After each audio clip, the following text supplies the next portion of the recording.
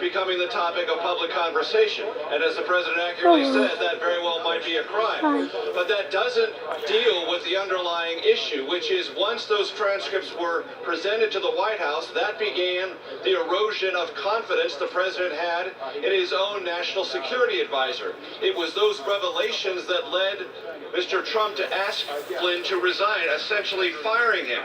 So if the president is talking about unfair treatment, one has to wonder, if that treatment didn't exist, you wouldn't have known about the thing which eroded your confidence in your national security advisor, thus throwing that entire national security apparatus within this White House into some measure of chaos. That is an answer which the president gave to the country that is unresponsive to the underlying revelation that led to Flynn's dismissal. Now, Major, in the context of the visit of the Israeli Prime Minister, there was some news in the news conference today regarding Israel.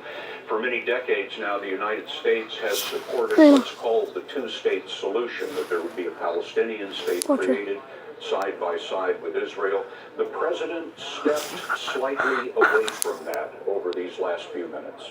Indeed, he did, Scott. He said whatever the two sides agree to is okay with him. One state or two states. And he also talked I love you too. in a way that he never has before. No previous American president that I've covered before has talked about a regional peace agreement outside of the geographic confines of the state of Israel and a future state of Palestine. And then he gave the floor over to the Israeli Prime Minister, who said, forget about labels, even though those labels have driven a good deal of U.S. policy in regards to negotiations between the Israelis and the Palestinians, that being a two-state solution. He said, let's go to the substance. The Palestinians have to recognize the state of Israel and has to end their attempts to encroach on the geographic safety and security of Israel.